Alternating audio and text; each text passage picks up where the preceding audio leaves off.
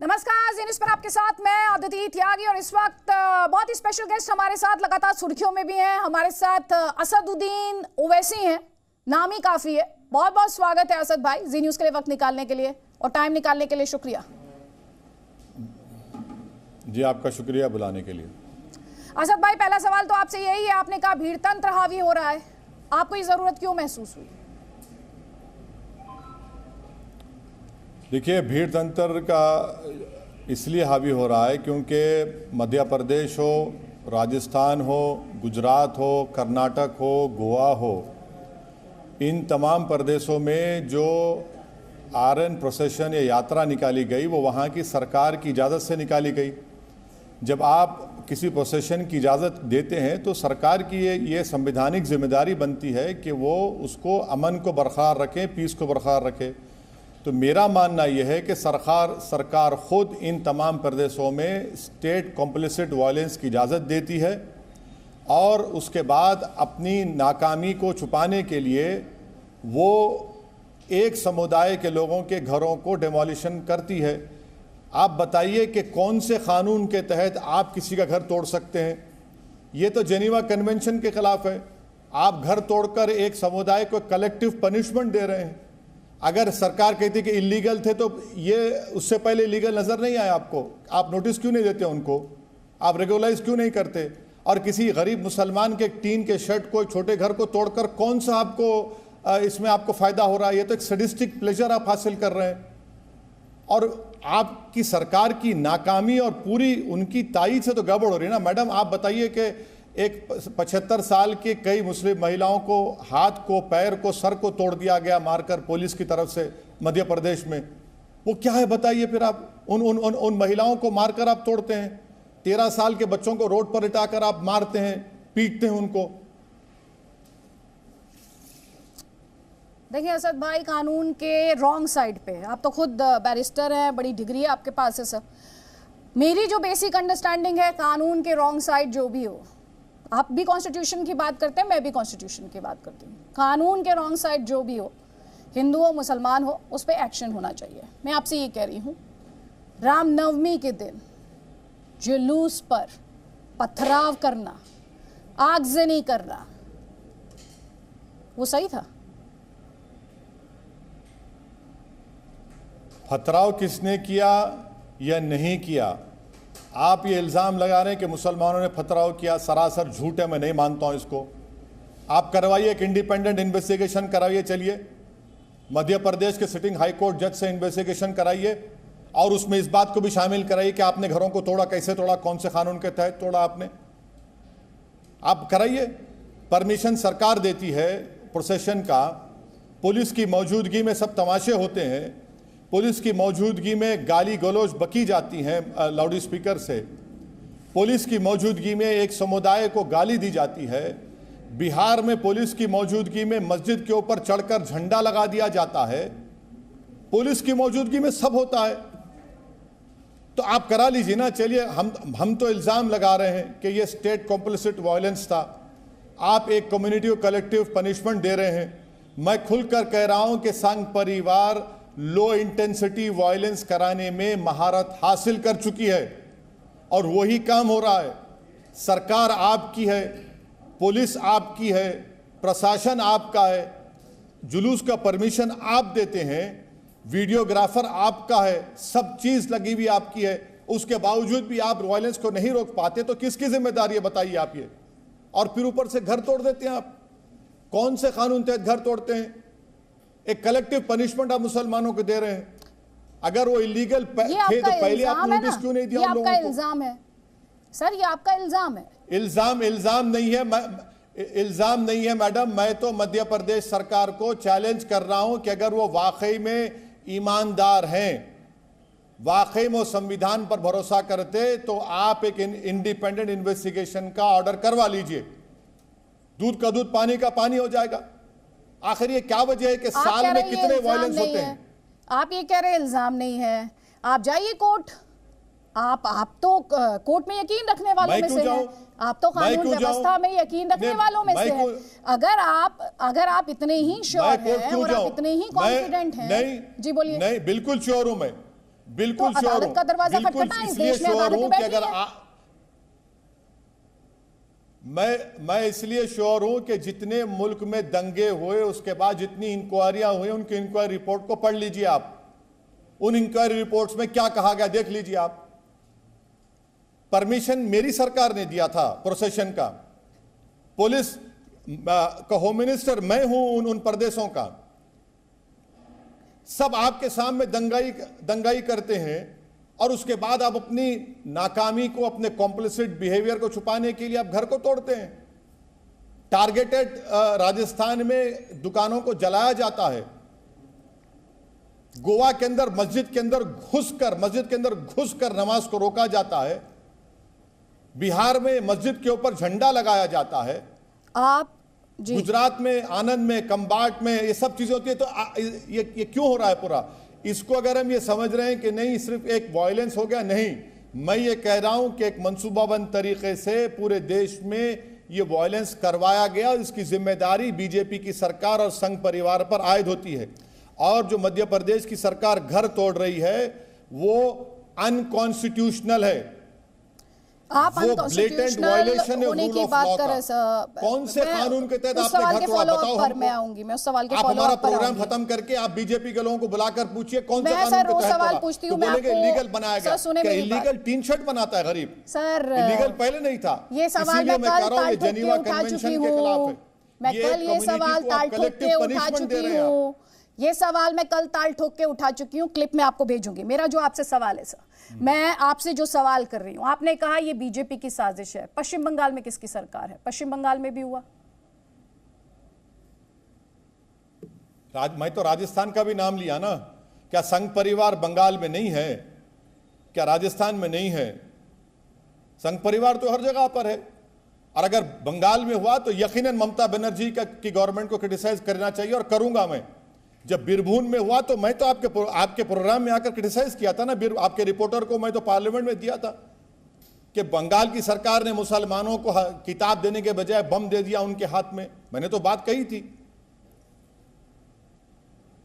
आप संघ परिवार और बीजेपी को लेकर जो लाइन ले रहे हैं, एक्चुअली ये अपने आप में आयरॉनिकल है कि जो आरोप आप अपने विरोधियों पर, बीजेपी पर, संघ परिवार पर लगा रहे हैं कि वो जजमेंटल हैं, आप जो लाइन ले रहे हैं उसमें भी वही बात है। उसमें भी वही बात है। आप जजमेंट पास कर दे रहे हैं। नहीं, आप मैडम आप सवाल दोबारा रिपीट करिए। आपकी आवाज कट गई थी, दोबारा रिपीट आप मुझे सुन पा रहे हैं अभी? Am I loud and clear to you, sir? तो आपका सवाल नहीं सुन पाया था। जी, मेरा सवाल ये है, आप जब ये कहते दोबारा हैं सवाल कि आप जब ये कहते हैं कि संघ परिवार बीजेपी की प्लानिंग है, साजिश है, ये जो घर तुड़वाना है ये अनकॉन्स्टिट्यूशनल है, आप जो अपने विरोधियों पर आरोप लगा रहे हैं, जब आप इस पर सवाल उठा रहे हैं तब आप भी तो उतने ही जजमेंटल हैं जितने जजमेंटल होने का आरोप आप अपने विरोधियों पर लगा रहे हैं। मैडम मैं आपसे रिक्वेस्ट करूंगा कि आपके जो कलीग हैं यहाँ पर हैदराबाद में, प्रसाद बोसेकर साहब को एक किताब दे दूंगा मैं। उस किताब में मैं आपको बता दूंगा कि आरएसएस के उस वक्त के सरसंघचालक गोलवालकर ने खुद इस तरह के प्रोसेशंस में मस्जिदों के सामने उन्होंने कहा कि जब कोई ढोल नहीं बजा रहा था तो मैंने ढोल खुद लेकर ढोल बजाया मस्जिद के सामने। ये आपको मैं किताब इंशाल्लाह एक 2 घंटे में प्रसाद साहब को दे दूंगा। वो आपको स्कैन करके मुझे वापस कर देंगे। मेरा तो सवाल संघ को लेकर नहीं हो रहा है। ये मेरा सवाल आपको लेकर है। नहीं, मैं जवाब दे रहा हूं ना मैडम। देखिए, हम पर इल्जाम लगाना तो हम पे तो, अब पाकिस्तान में कुछ होता है तो हम पे इल्जाम, कश्मीर में अगर किसी का पेट खराब होता है तो हम पर इल्जाम, अगर कोई इलेक्शन हार जाता है तो हम पर इल्जाम, अगर कोई पत्थर फेंकता है, सरकार जुलूस निकालती है, परमिशन देती है, घर तोड़ती है तो हम पर इल्जाम। तो हमको एतराज नहीं है। हम तो इल्जाम का मुंबा बन चुके हैं और हम तो 1000 साल में जो जुल्म हुआ उसके जिम्मेदार हम हैं। जो बाबर ने किया हम जिम्मेदार, जो औरंगजेब ने किया हम जिम्मेदार, जो जैन्स को और बुद्धिस्ट को मारा गया उसके हम जिम्मेदार, सबके जिम्मेदार हम ही हैं मैडम। तो जिम्मेदारी के तक मुतमईन रहिए। आपका सदुद्दीन ओवैसी पर इल्जाम लगता था, लगता रहेगा, मगर मैं आपके प्रोग्राम में आकर ये सवालात जो उठा रहा हूं मैं उम्मीद करता हूं कि जो लोग आपका प्रोग्राम देख रहे हैं, जिनके दिलों में आज भी इंसानियत जिंदा है और रहेगी, जो संविधान से मोहब्बत करते हैं, वो मेरे इन सवालात को माकूल समझेंगे और सही समझेंगे और बीजेपी की इस नाकामी को समझेंगे कि बीजेपी के ये स्टेट कॉम्प्लिसिट वायलेंस हो रहा है इन तमाम प्रदेशों में। आप आरोप लगा रहे हैं, मैं फिर से दोहरा रही हूं, आप आरोप लगा रहे हैं और आप पॉलिटिक्स करते हैं तो आपका हक है, लेकिन मेरा आपसे सवाल ये है, जब आप ये कहते हैं सरकार बदलेगी, जब आप देखने की बात करते हैं, जब आप ही के भाई अकबरुद्दीन ओवैसी, फिर उनके स्टेटमेंट को लेकर चर्चा शुरू हो जाती है कि 15 मिनट के लिए पुलिस हटा लो, फिर आप क्या सफाई देंगे उस पर? अरे छोड़ दीजिए, अब हम बैठे हैं ना आपके सामने, आप हमारी बात करिए ना। अब कब तक आप वो पुरानी कैसेट को दोहराते रहेंगे मैडम? मैं तो सर टोटलिटी में बात कर रही हूं सर, आपको सब सुन रहे हैं, देख रहे हैं, ये आप मुझसे बेहतर जानते हैं कि सवाल आपसे बार बार पूछा जाता है। नहीं, आप नहीं जानते हैं क्या ये बात? आप मुझसे बेहतर जानते हैं, आप इतने वरिष्ठ हैं। मुझे कोई फर्क नहीं पड़ता ना, मैं तो बैठा हूं सवालात आपके सुनने के लिए, जवाब देने के लिए। मैं सवालात से कहां भाग रहा हूं? अगर मुझे सवालात से डर होता तो मैं नहीं बैठता प्रोग्राम में। आपके प्रधानमंत्री ने 7 साल में एक प्रेस कॉन्फ्रेंस नहीं की, वो सवालात से डरते हैं, मगर ओवैसी सवालात से नहीं डरता, इसलिए ओवैसी आपके प्रोग्राम में बैठा है, सवालात को सुन भी रहा है और उन सवालात का जवाब मैं दे रहा हूं। सवालात तो प्रधानमंत्री से तो कोई करता ही नहीं है ना। नहीं सर, आप मेरा प्रोग्राम देखें, जब सरकार से सवाल पूछा जाना चाहिए, प्रेस कॉन्फ्रेंस नहीं किए। ओवैसी साहब, आप मेरा शो देखें ताल ठोक के, जो सवाल सरकार से पूछा जाना चाहिए पूछा जाता है, और जो सवाल आज आपने उठाया वो ताल ठोक के में हमने कल उठाया था। मैं आपसे जो सवाल पूछूं उसका जवाब मैं आपके नहीं सुनिए, मैं आपकी पर्सनल इंटीग्रिटी पे क्वेश्चन नहीं कर रहा हूं। आप खामखा इसको आप पर्सनल ले रहे हैं। नहीं, बिल्कुल मैं आपको बता रहा हूं कि सवालात जब होते हैं तो देश के प्रधानमंत्री ने 8 साल में एक प्रेस कॉन्फ्रेंस नहीं की जिसमें सब मीडिया के लोग बैठे हो। आप कह चुके हैं, वो आप नहीं करते ना। सवाल का जवाब पुतिन ने हम तो आपके जरिए से देश के प्रधानमंत्री से अपील करेंगे कि रशिया का, रूस का पुतिन साल में एक मर्तबा प्रेस कॉन्फ्रेंस करता है, उसी तरह प्रधानमंत्री कर ले। ये जो धमकी वाली सियासत है, ये जो डराने वाली सियासत है, ये जो अकबरुद्दीन ओवैसी का स्टेटमेंट 15 मिनट के लिए पुलिस हटा लो, मैं उस पर आपका जवाब मांग रही हूँ सर, उस पर जवाब दें प्लीज मुझे, जो भी आपका स्टैंड हो। अब कोर्ट, आप देखिए कोर्ट में मेरा स्टैंड ये है कि कोर्ट इस मामले में सीज्ड है और कोर्ट फैसला देगा। उस फैसले को हमको और आपको इंतजार करना पड़ेगा। अब जहां तक राजस्थान का वायलेंस है, मध्य प्रदेश का मुसलमानों के टारगेटेड वायलेंस है, और आपके गुजरात में, गोवा में, कर्नाटक में जो कुछ हो रहा है, वहां पर जो सरकारें उनकी नाकामी है, चाहे राजस्थान की गहलोत सरकार हो या फिर मध्य प्रदेश, गुजरात में और गोवा में, कर्नाटक में बीजेपी की सरकार है, वो उन जिम्मेदार हैं, उनकी नाकामी है ये। उन्होंने आंख बंद कर ली और कहा कि बेटा लो इंटेंसिटी वायलेंस कर लो थोड़ी देर के लिए, और उसके बाद हम लोग आकर मुसलमानों के घरों को तोड़ देंगे। नहीं, लेकिन जो डराने वाली सियासत का आरोप आप अपने विरोधियों पर लगा रहे हैं, वही आरोप तो आप पर भी है ना सर। आपने कहा लगाइए ना मैडम, हम पर ही तो आरोप लग। नहीं सुनिए, आपने अच्छा सवाल किया, सुन लीजिए। हिजाब नहीं पहन सकते क्योंकि सेक्युलरिज्म है, मगर गोश्त नहीं खा सकते क्योंकि आस्था है। मॉब लिंचिंग हो सकती है, सब हो सकती है ना, ये सब चीजें हो रही देश में, देख रहे हैं ना हम। मैं आपके जरिए से देश के प्रधानमंत्री को बताना चाह रहा हूं कि इस देश में जेनोसाइड की तरफ हम जा रहे हैं। जेनोसाइड का पहला स्टेप हम क्रॉस कर चुके हैं। एक समुदाय के खिलाफ इतना हेट्रेड पैदा अगर कौन कर रही है वो बीजेपी जानती है, सरकार आपकी है। और अगर आप यूनाइटेड नेशन में जेनोसाइड का डेफिनेशन देखेंगे तो हम वो फर्स्ट स्टेज को क्रॉस कर चुके हैं, वो फर्स्ट स्टेप जो है क्रॉस कर चुके हैं। लेकिन अब ये देश की सरकार को सोचना चाहिए। नहीं, सरकार को सोचना चाहिए सर। और मैं यहाँ पर कहती हूँ कि मैंने पहले भी कहा, जो भी कानून के रॉन्ग साइड हो, और मेरी नजर में वो रिलीजियस चश्मा नहीं है, वो रिलीजियस प्रिज्म से मैं नहीं देखती, क्योंकि मैं सियासत भी नहीं करती, इसलिए ताल ठोक के सवाल पूछती हूँ आपसे। जो मैं सवाल पूछ रही हूँ सर, उत्तर प्रदेश आप गए, आपका खुद मैंने इंटरव्यू किया था, आपने मुसलमानों को नेता चुनने की बात कही। ये डेटा कहता है कि करीब 7-8% मुसलमान ने बीजेपी को वोट किया, आपकी ही नहीं सुनी। मैडम कोई बात नहीं ना, कोई बात नहीं। मगर उत्तर प्रदेश के मुसलमान आज महसूस कर रहे हैं कि ओवैसी जो कह रहा था वो सच था, सब ने मिलकर उनको ठग लिया। तो क्या मैं इलेक्शन नहीं जीता हूं? जरूर, कोई बात नहीं, मैं फिर लड़ूंगा, फिर मेहनत करूंगा। आज उत्तर प्रदेश का मुसलमान जान चुका है कि हमने झोली भर भर कर खैरात में अखिलेश को वोट दिया, तब भी वो सिर्फ अपने एमएलएस को मुसलमानों की ओर से जिता सके, मगर बीजेपी को नहीं हरा सके। हम क्या कह रहे थे कि लीडरशिप बनाओ ताकि आपकी आवाज उत्तर प्रदेश की विधानसभा में उठे। आज हम सच साबित हो, यकीन इलेक्शन नहीं जीते मगर फिर लड़ेंगे, फिर उठेंगे और इंशाल्लाह आप देखेंगे आने वाले दिनों में हमको कामयाबी मिलेगी। अब मैडम मुझे इजाजत दीजिए क्योंकि और भी मीडिया के लोग हैं। आपसे एक आखिरी सवाल है ओवैसी साहब, एक सेकंड, एक आखिरी सवाल है, please please, with your permission, last question, with your permission, last question. आप मीट को लेकर बोलते हैं, आपको हिजाब पर दिक्कत है। हिजाब को लेकर तो कर्नाटक हाई कोर्ट का फैसला है ना सर, और हिजाब को लेकर जिस तरह के स्वीपिंग स्टेटमेंट्स और जनरलाइजेशन किए जा रहे हैं वो एजुकेशनल इंस्टीट्यूशंस का मामला था सर, उस पर राजनीति क्यों हो गई? मुझे एक बात बताइए, आप गोश्त क्यों खाने नहीं देते मुझे? आप क्यों खाने नहीं देते गोश्त मेरे को? आप बताइए। आपकी आस्था के मेरी आस्था से बढ़ के है? आप अपनी आस्था मुझ पर थोपेंगे आप? मैं इंसान नहीं हूं, मुझे फ्रीडम ऑफ रिलीजन नहीं है। आपकी आस्था के मुताबिक मैं बैठूंगा, आपकी आस्था के मुताबिक मैं कपड़े पहनूंगा, आपकी आस्था के मुताबिक मैं खाऊंगा, आपकी आस्था के मुताबिक मैं जिंदगी चलूंगा, तो फिर संविधान किस लिए बनाया गया है? चलिए मैडम, थैंक यू मैडम। लेकिन ये एजुकेशनल इंस्टीट्यूशन का मामला है। एक सेकंड ओवैसी साहब, आप स्वीपिंग जनरलाइजेशन आप हिजाब पे आप नहीं सर, वो एजुकेशनल इंस्टीट्यूशन का मामला है। फिर डिबेट का हिजाब पे फिर डिबेट नहीं हिजाब पे फिर डिबेट कर लीजिए। मैं 15 मिनट कर चुका हूं। अस्सलाम वालेकुम, थैंक यू मैडम, बहुत प्रसाद को। चलिए चलो।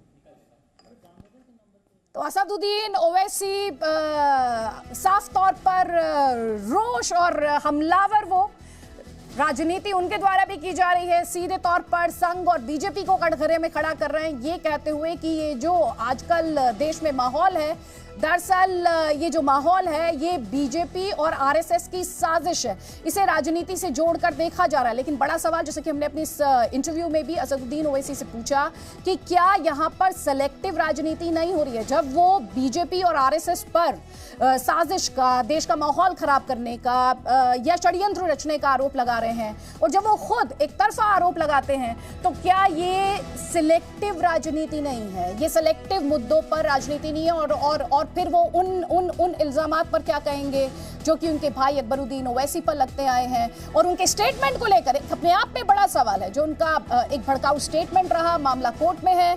इसके अलावा जब असदुद्दीन ओवैसी खुद ये बात करते हैं कि ये जो मीट बैन को लेकर सवाल पूछा जाता है या फिर जब हिजाब को लेकर सवाल पूछा जाता है, तो स्वीपिंग जनरलाइजेशन क्यों किए जाते हैं? जनता तक जो तथ्य हैं, जो मामलात हैं, वो सिर्फ तथ्यों की नजर से क्यों नहीं पहुंच पाते हैं? ये अपने आप में वो सवाल है जो अपने इस इंटरव्यू के दौरान हमने असदुद्दीन ओवैसी से पूछे हैं। लेकिन उनकी तरफ से एक ही बात कही जा रही है कि देश का माहौल खराब करने की जिम्मेदारी अगर किसी की है तो वो बीजेपी आरएसएस की जिम्मेदारी है। वो बीजेपी और आरएसएस के ऊपर इसे लेकर बड़े आरोप लगा रहे हैं। साथ ही वो ये कहते हैं जो दूसरी पार्टियां हैं, जहां पर दूसरे दलों की सरकारें हैं, चाहे वो राजस्थान में गहलोत सरकार हो या फिर पश्चिम बंगाल में ममता बनर्जी की सरकार हो, वो अपनी जिम्मेदारी से नहीं भाग सकते।